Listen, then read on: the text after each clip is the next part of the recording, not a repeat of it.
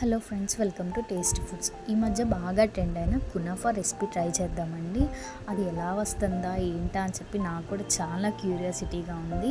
Taste ఎలా ఉండిద్దో మనం కూడా ట్రై చేసేద్దామండి.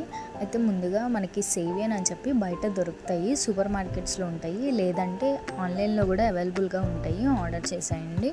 అవి తీసుకొని బాగా చిన్న చిన్న పీసెస్గా చేసేసుకుందామండి. చేసుకొని వాటిలో కొంచెం నెయ్యి వేసుకొని నెయ్యి మొత్తం సేవియాకి పట్టేలా కలుపుకోవాలండి. మనం అలా కలిపినప్పుడు వీడియో క్లిప్లో చూపించినట్లుగా అయ్యిద్ది.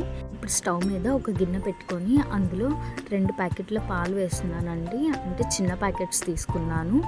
ఈ పాలు మరిగేలోపు పక్కన ఒక గిన్నెలో నేను పచ్చిపాలు ఉంచుకున్నానండి. ఒక 2 to 3 టేబుల్ స్పూన్స్. అందులో కార్న్ఫ్లవర్ని వేసుకొని బాగా మిక్స్ చేసుకున్నాము. ఉండలు కట్టకుండా ఉండాలండి. పాలని 2 పొంగులు వచ్చేంత వరకు మరగనివ్వాలండి. తర్వాత మనం ముందుగా మిక్స్ చేసి పెట్టుకున్న కార్న్ఫ్లవర్ పాలని ఇందులో యాడ్ చేసుకున్నాము. ఆ తర్వాత నేను 2 table spoons milk powder use చేశానండి. వేసుకొని అదంతా బాగా మిక్స్ అయ్యే విధంగా కలుపుకోవాలి.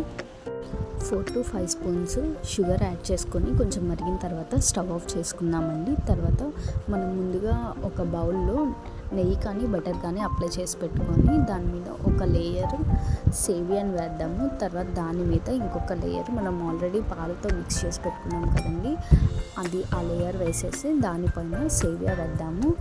వేసుకున్నాం.